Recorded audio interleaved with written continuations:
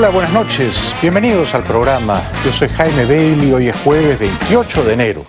Estamos saliendo en directo. Son las 10 de la noche aquí en Miami. En un momento voy a conversar con Leopoldo Castillo. Él es un periodista muy querido, supremamente bien informado, muy respetado. Leopoldo Castillo, periodista mítico venezolano, emblema de Globovisión, que siempre ha practicado un periodismo muy serio y muy independiente. No se pierdan a Leopoldo en un momentito. Antes la actualidad, bueno, estamos a pocos días de las primarias de Iowa, son este lunes. El favorito era Ted Cruz con el voto religioso. Iowa es una plaza muy conservadora. Y el voto religioso evangélico se había encolumnado con Cruz. Pero Donald Trump, el magnate inmobiliario, ha pasado adelante no solo en Iowa y en New Hampshire, sino nacionalmente. En esta encuesta de CNN, Trump supera el 40%, tiene 41%, sube 2 puntos respecto de diciembre. Y Cruz sube apenas 1 punto y Rubio, en cambio, pierde 2. Fíjense que bien abajo, aunque subiendo 2 puntos apenitas, está Jeb Bush. La pelea de momento parece estar concentrada en los tres, ¿no? Entre Trump y los dos candidatos hispanos, porque ambos son hijos de un cubano. Ted Cruz es hijo de Rafael Eduardo Cruz. Y Marco Rubio es hijo de un cubano y una cubana. De momento, en ese forcejeo entre quién es el candidato latino, hispano, hijo de cubano más atractivo, Ted Cruz está todavía adelante, pero Marco está en un expectante tercer lugar. Hay otra encuesta que ha divulgado hoy ABC News. Confirma que Donald Trump está en las vecindades del 40%. En esta tiene 37, en la otra 41. Ted Cruz en la otra tenía 19, aquí tiene 21. Es un mano a mano entre Trump, que hoy no ha querido estar en el debate de Fox en Iowa, y Cruz. 10 puntos abajo, pero de nuevo, mirándolo todo desde el balcón, está retoño él, bisoño, inexperto, Marco Rubio, que es el candidato favorito, darling, del establishment republicano. La élite partidaria quisiera que Trump naufragara y lo mismo Cruz, y que finalmente el candidato fuese, ya que no, Jeb Bush, Marco Rubio. Hay una otra encuesta de NBC, esta sí confinada a Iowa. Como les dije, en Iowa, quien parece que va a reunir a los delegados de ese estado, los primeros delegados de cara a la convención de julio, es Trump, que ha sacado una ventaja de 7 puntos porcentuales sobre Ted Cruz. Hace un par de semanas era exactamente lo mismo. Hace un par de semanas, a la inversa, Cruz tenía 7 u 8 puntos de ventaja sobre Trump. Y Marco Rubio, fíjense, en esta tiene 18%.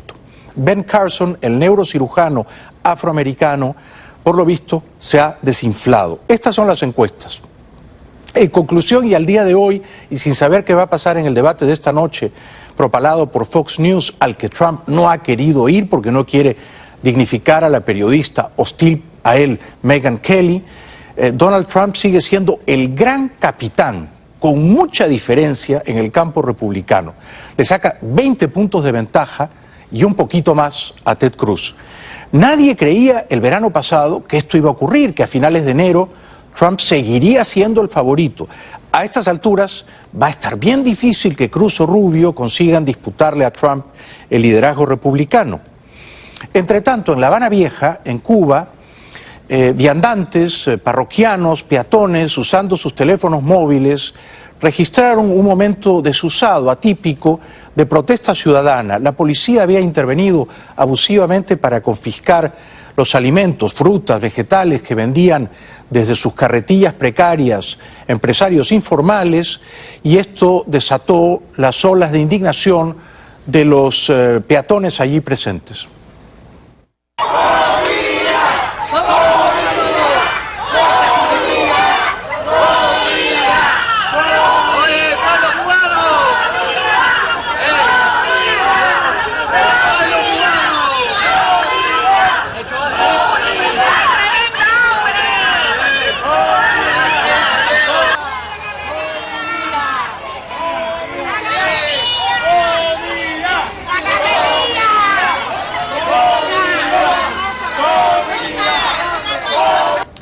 La policía actuó abusivamente, quisieron confiscar los alimentos, los vendedores ambulantes prefirieron regalar las frutas y las verduras a los peatones que gritaban comida, comida, comida.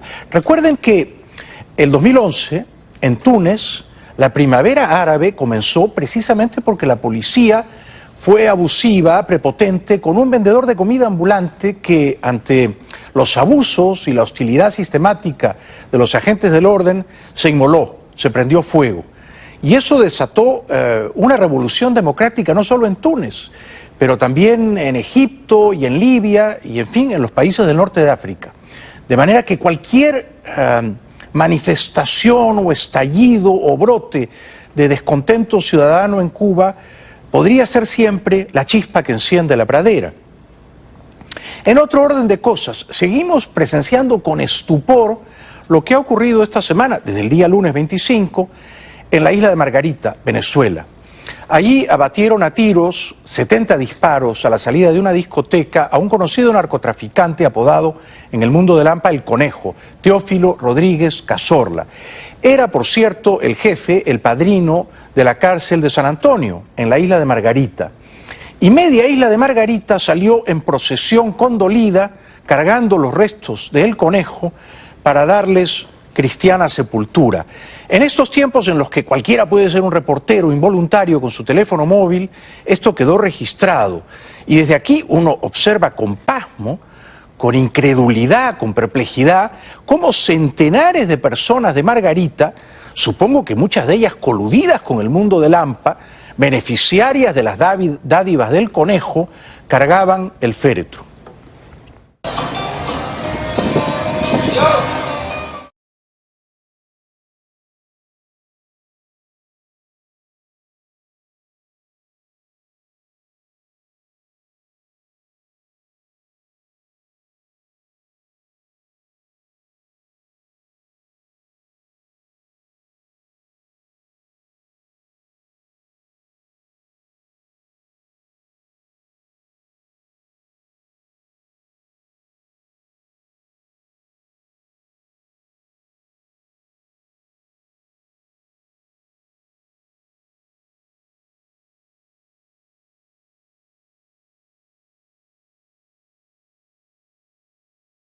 Por lo visto, el Conejo, a quien yo no tenía en el radar, era en la isla de Margarita más o menos lo que el Chapo es en la Sierra de Sinaloa. Un héroe popular, no solo en su calidad de PRAN, de líder mafioso que regentaba el penal, la cárcel de San Antonio, donde había un arsenal de armas de guerra, no digo ya de armas cortas, de fusiles, ametralladoras, subametralladoras, pero también, por lo visto, campeaba a sus anchas en esos barrios colindantes al penal, donde fue asesinado. Y no podía faltar, él por lo visto era un aficionado a los bares, las discotecas, la música nocturna de moda, no podían faltar los ecos y las resonancias de canciones compuestas en su honor, mientras la procesión afligida avanzaba a paso lento.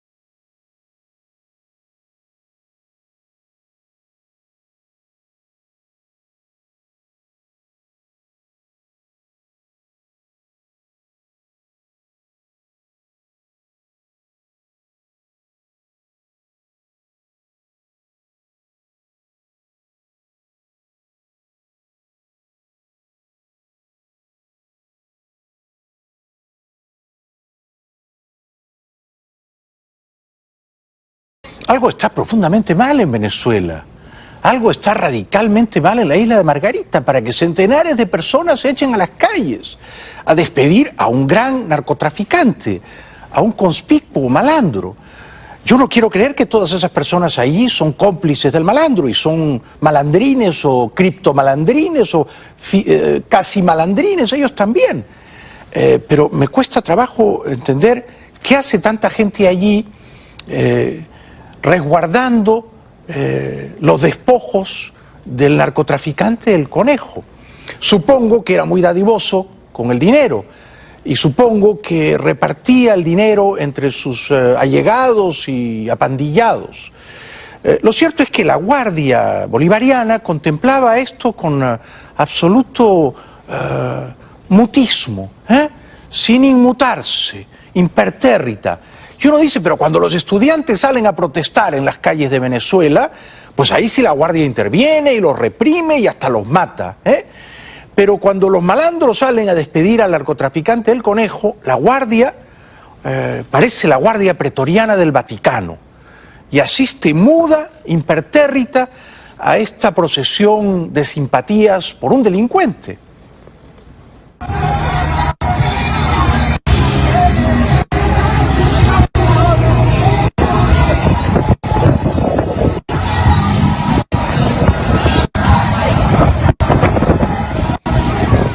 Ya ustedes vieron esta semana, hemos difundido esas imágenes varias veces a los reos de la cárcel de San Antonio, la cárcel que regentaba, que dirigía el Conejo, disparando desde los techos sus armas de fuego, sus ametralladores, sus ametralladoras, subametralladoras, sus pistolas y fusiles.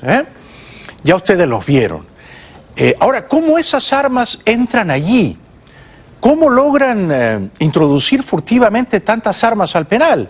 La ministra de Servicios Penitenciarios, la señora Iris Varela, tiene que responder.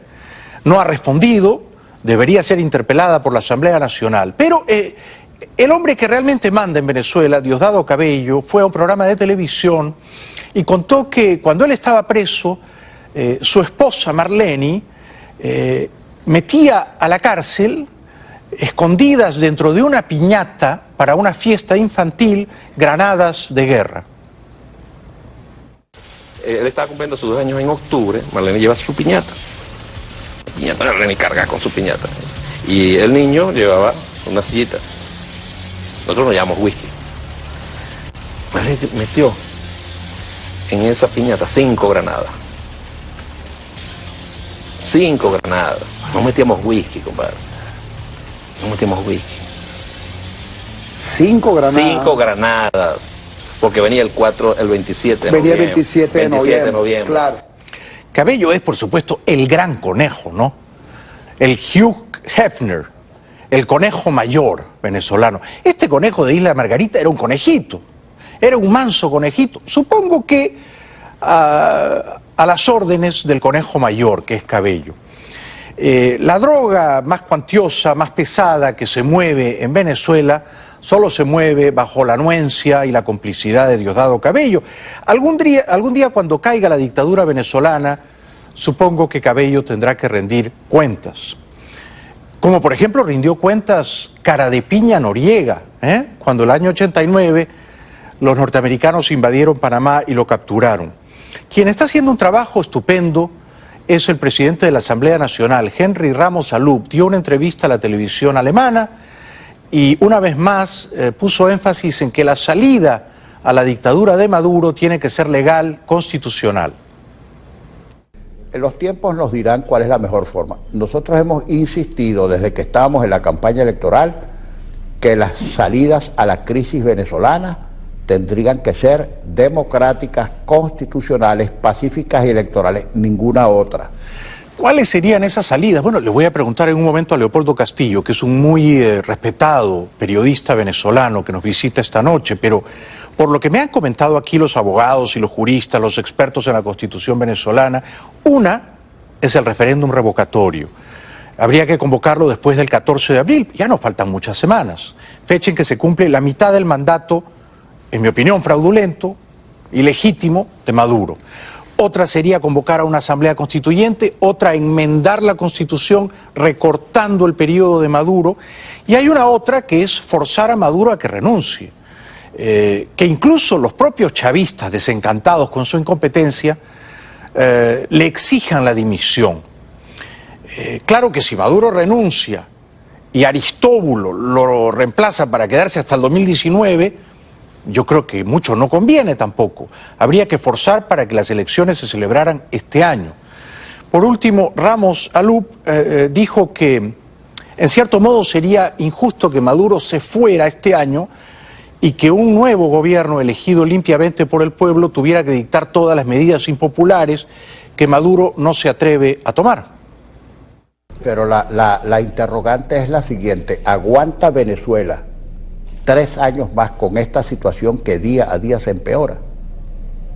Ahora, si por simple cálculo político alguien diría, dejémoslo 3 años más para que termine de achicharrarse en su propio aceite, ahí me parece eso muy responsable, porque ¿qué heredaría el próximo presidente dentro de 3 años? Un cementerio.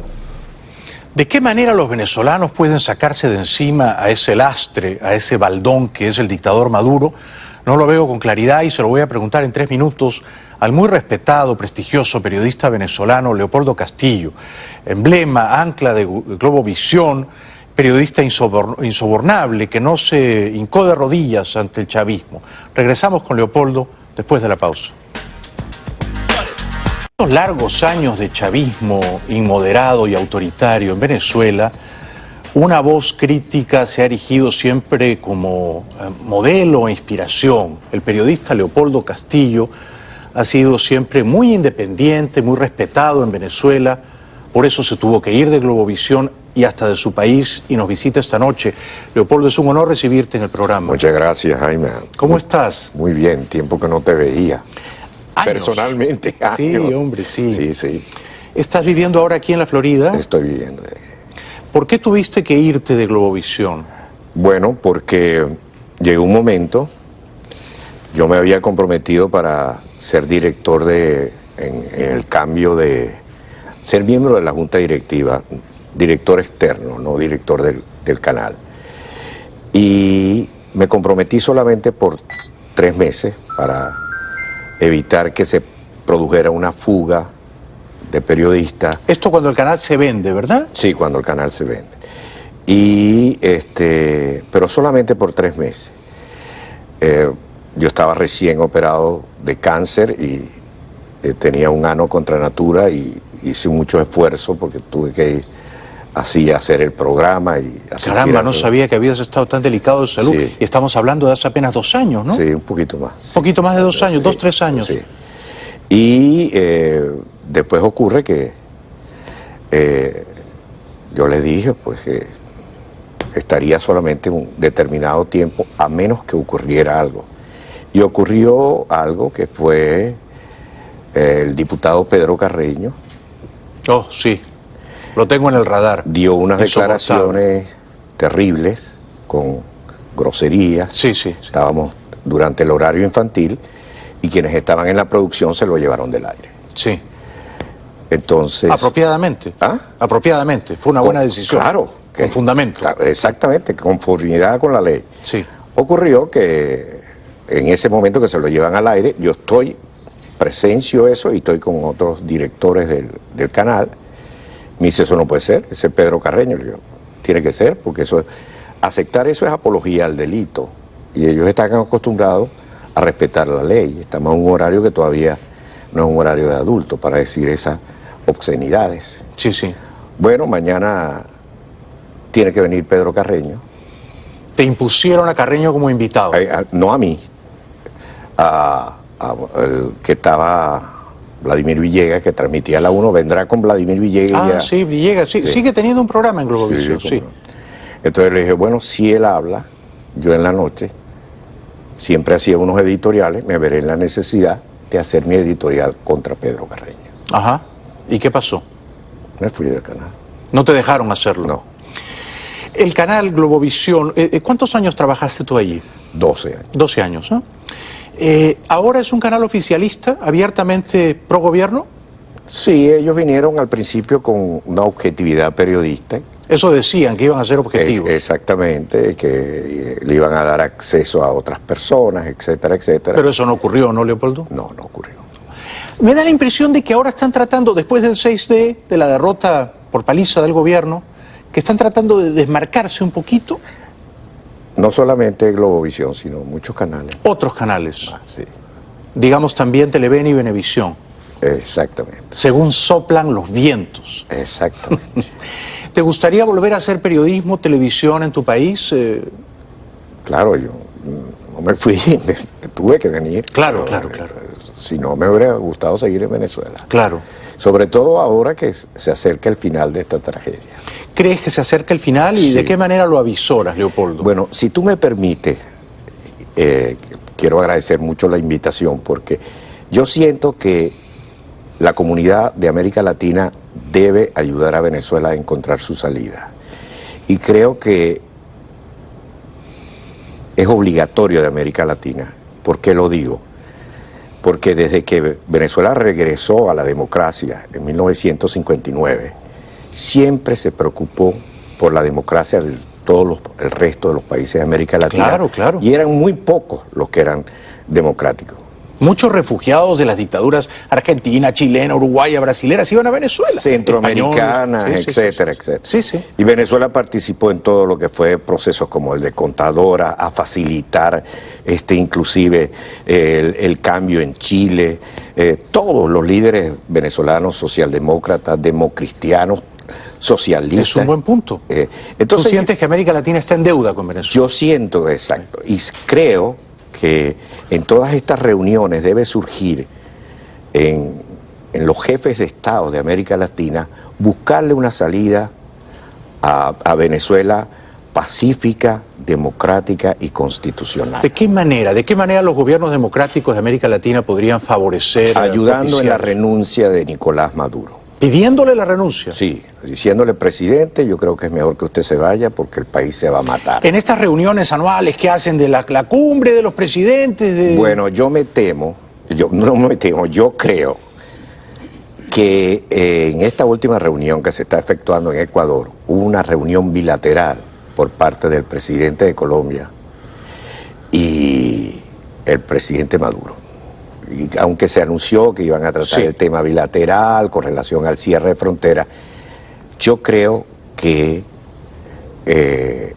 Santos lo confrontó a Maduro. Sí, y me estoy basando en que Samper estuvo en Washington y estuvo hablando con Almagro. Sí, Samper es el de UNASUR y Almagro es el jefe de la OEA, secretario general de la OEA. Exactamente, y muy vinculado a los gobiernos chavistas, por decirlo de una manera, muy dentro de ese grupo que se creó. Y yo creo que ahí hay una especie de juego secreto donde creo que hasta la Santa Sede estaría metido. Ah, caramba, o sea que tus fuentes confiables nos informan, y te agradezco por la primicia, de que hay todo un movimiento diplomático, hasta con la intervención del Papa argentino, para pedirle a Maduro que, en aras de la paz venezolana, renuncie. Exactamente, porque lo que dijo Henry Ramos en este momento que transmitiste aquí, la situación es muy crítica. Sí, no aguantan 3 años más con Maduro. Y no es un tema de cálculo político, es un tema de pensar verdaderamente en la sociedad venezolana. Sí, los que tienen hambre, ¿no? Sí, y nos estamos desangrando. Sí. Venezuela es considerada las ciudades de Caracas, Margarita y todas las ciudades más violentas del continente. Esto lo leí el otro día, más que Acapulco, que San Pedro de Sula, increíble. Y si es con medicina, por ejemplo, mi madre que tiene 93 años, pues ha tenido que mi hijo que vive en Colombia conseguirle unas medicinas porque no lo hay. Qué horror. El otro día unos niños que padecían de cáncer salieron en protesta. Es decir, el tema es urgente, el tema es... Sí, ¿tú crees que, por ejemplo, Macri, podemos contar con Macri, claramente? Yo creo que Macri, Bachelet, que es una lideresa de izquierda que tiene mucha autoridad moral, Juan Manuel Santos, el de Colombia. No creo que Rafael Correa, el ecuatoriano, yo no contaría mucho con él. No, creo en México también. Peña Nieto, vamos a decir que esos son 4 pesos pesados. Creo que también... Tabaré, el uruguayo. El uruguayo, ¿verdad? Que debe estar en sintonía con Almagro. Exacto. Almagro ha demostrado que no está dispuesto a aplaudir más al chavismo. Entonces, si todos ellos le piden a Maduro la renuncia... Exactamente. Yo creo que habría, de manera que pudiera salir de una forma... digamos, honorable, renuncia. Aquí yo no estoy pensando en ajuste de cuentas ni de este tipo de cosas. Yo creo que la justicia se encargará en su momento determinado, pero en aras de evitar un conflicto de mayor escala, sería la manera más civilizada de abordar este tema. Que Maduro renuncie. ¿Al chavismo le convendría eso? Yo creo que sí. Yo también. Porque se está desgastando políticamente. Nadie puede negar que el chavismo, además de una fuerza política, es un sentimiento nacional en alguna serie de personas que creen en lo que representó Chávez. Sí, puede ser, no sé, alrededor del 20% todavía de los venezolanos. Bueno, poco más, poco menos. Tú vas a Argentina, tú has ido a Argentina y todavía te consigues gente relativamente joven que no pudo haber conocido a Perón y se identifica con el peronismo, ¿no? O sea, completamente incomprensible. Bueno, pues son actos de fe. Bueno, y en el Perú, el APRA. Sí, ¿cómo exacto, no? Sí. Tienes toda una serie de movimientos que existen en nuestra sociedad. Es verdad, Leopoldo, es verdad. Bueno, ojalá sea esto que estás contándonos del Papa, Almagro, los presidentes democráticos más poderosos de América Latina, ojalá puedan hacer una contribución a la causa de la libertad en Venezuela. Yo creo que sí. Si se logró un proceso democrático en El Salvador, sí, a través de Contadora, lo mismo se consiguió en Nicaragua. Sí. ¿Por qué no conseguirlo en Venezuela? ¿Por qué no buscar una salida de este tipo? Sí, no Maduro... necesitamos de los imperios, por decirlo así, necesitamos de los hermanos latinoamericanos. Muy bien dicho. Si Maduro renunciara, y vamos a decirlo, nombraran embajador venezolano en La Habana, ¿habría que convocar a elecciones pronto? Esa sería, digamos, la consecuencia natural. Natural. Y entonces todos los partidos políticos, inclusive el chavismo, pudieran concurrir en eso. Lo otro es un poco traumático. ¿Qué es lo otro? Bueno, lo otro sería que la situación se hace cada día más difícil y tal como anunció Ramos, pues se pide un referéndum revocatorio. Eso puede ocurrir el segundo semestre de este año 2016, ¿verdad? Todo eso puede ocurrir a partir de julio de este año que estamos viviendo. De este año. Exactamente. Y habría que sacar más votos de los que Maduro sacó el 2013 para removerlo del poder. Y entonces, después de removerlo, se quedaría el vicepresidente y después tú convocarías elecciones. Entonces, la situación no aguanta eso. Ya. ¿Tú crees, antes de ir a la publicidad te pido una respuesta corta, que por ejemplo Diosdado Cabello está pensando seriamente pedir la renuncia de Maduro? No, yo sé que hay varios que son prisioneros del país. Es decir, que les preocupa salir del país. Pero yo creo que una sociedad como la venezolana y como los latinoamericanos no podemos caer prisioneros de 4 o 5 o 6 individuos. Muy bien dicho. Es un placer conversar contigo, Leopoldo. Te extrañamos en televisión. Regresamos con Leopoldo Castillo, el hombre de Globovisión, el periodista que fue injustamente separado de ese canal de televisión después de 3 minutos. Ya volvemos. Señor presidente de la República, usted es el responsable de la violencia que existe en este país. Para hacer que peleemos con colombianos, para hacer que odiemos a gringos, para que establezcamos diferencia entre las clases sociales, es usted, señor presidente, el responsable de estos periodistas. Y si el director de ese periódico no tiene los riñones para decirlo, se lo digo yo. ¿Que quién soy yo? Un venezolano que ha sufrido en carne propia la violencia y la sinrazón de un discurso político que solo busca enaltecer los sentimientos bajos para cubrirse en un manto histórico y justificar todas sus acciones. Breve pausa y seguimos. ¡Wow! ¡Qué grande! Leopoldo Castillo. Pocos periodistas se atrevían a hablarle así a Chávez. Era Chávez que le estaba más. Claro, a Chávez, porque con Maduro no tiene el mismo mérito. No. ¿Y esto qué año habrá sido, Leopoldo? No me acuerdo. ¡Qué grande! Eso era cuando nos estaban persiguiendo. Pues. Yo fui 3 veces llamado a la fiscalía. Sí. Rafael Poleo, que fue mi invitado, vive hoy en Miami. Gran periodista, Rafael. Osvaldo Álvarez Paz, que fue también mi invitado, preso también.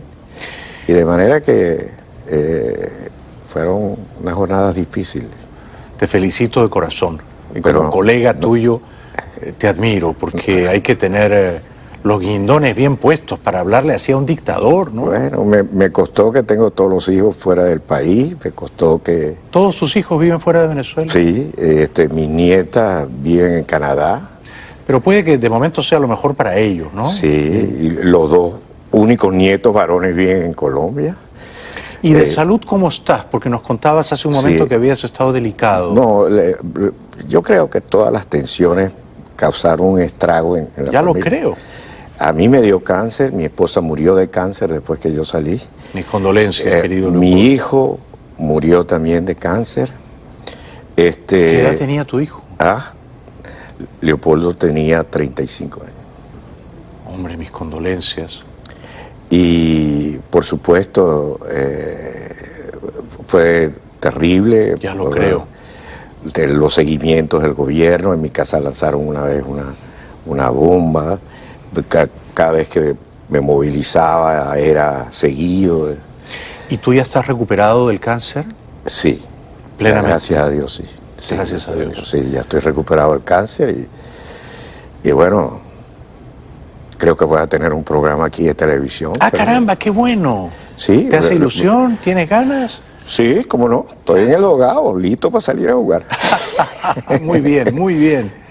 Quién sabe, pues será otro tono, pero será siempre informativo y este tipo de cosas. ¿Cuál crees que ha sido tu mejor programa en tu país, en Venezuela? Aquel del que te sientes más orgulloso. El de mi despedida. ¿Recuerdas la fecha?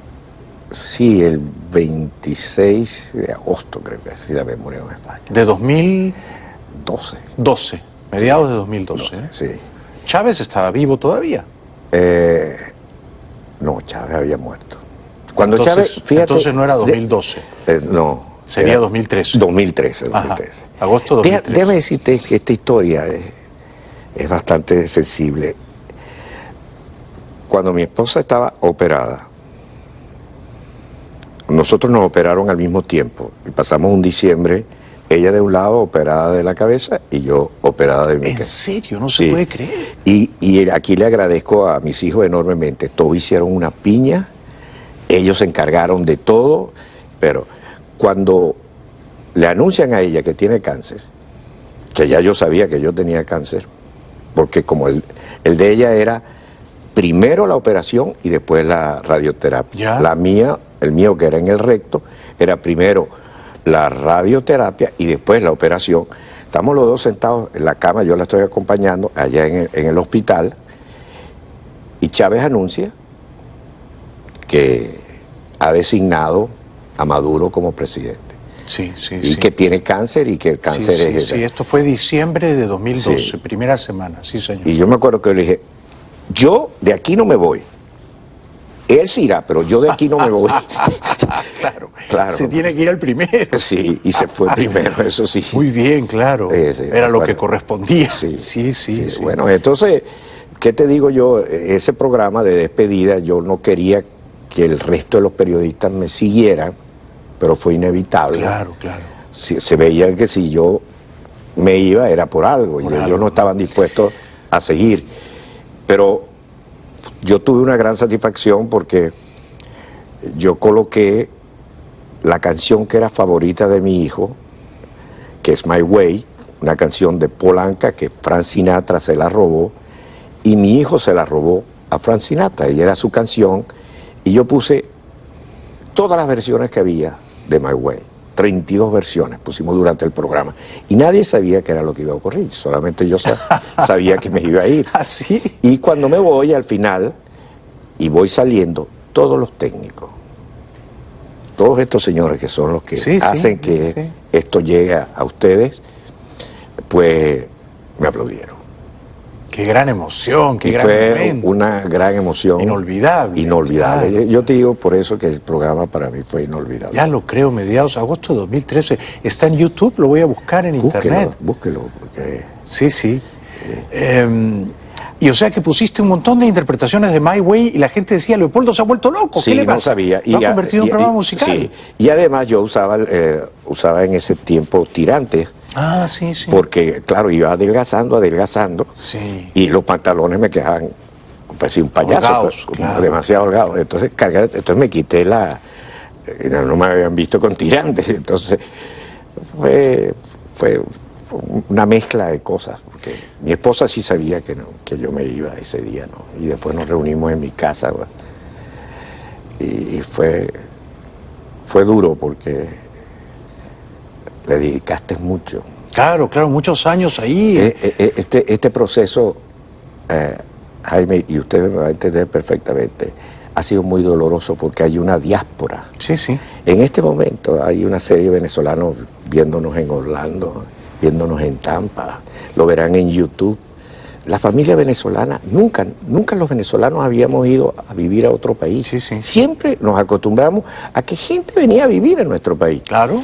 Y es impresionante aquí en la calle, me encuentro tanto. Esto es un dolor, porque esta diáspora. Además, casi siempre se van los mejores, los más inteligentes, los más aptos, los más competitivos. Exactamente, que se pueden conseguir trabajo afuera. Sí, los que se quedan no tienen siquiera los recursos para irse, ¿verdad? Sí, y sobre todo es doloroso, por ejemplo, cuando tú ves esto de que enseñaste este video del conejo. ¿Te recuerda los tiempos de Pablo Escobar? Tal cual, tal cual.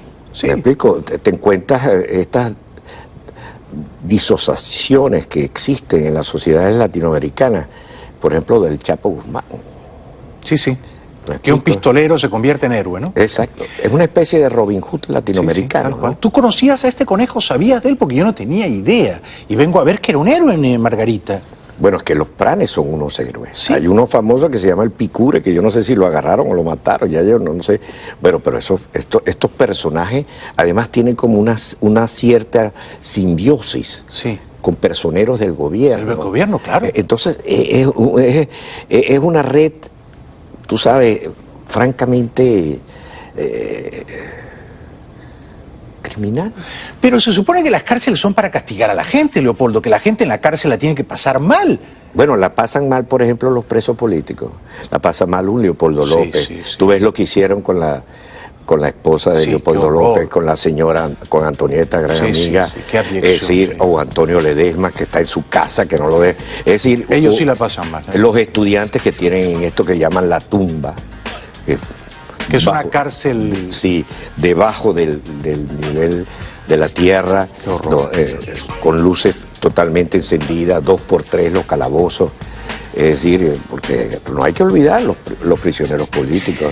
Tenemos que ir a la publicidad y tú conoces los tiempos de la tele mejor que yo, pero si hubiera unas elecciones limpias en Venezuela en algún momento pronto, segundo semestre de este año, y Leopoldo estuviera, como debería estar, fuera de la cárcel, y él y Enrique Capriles fueran candidatos, ¿quién crees tú que ganaría?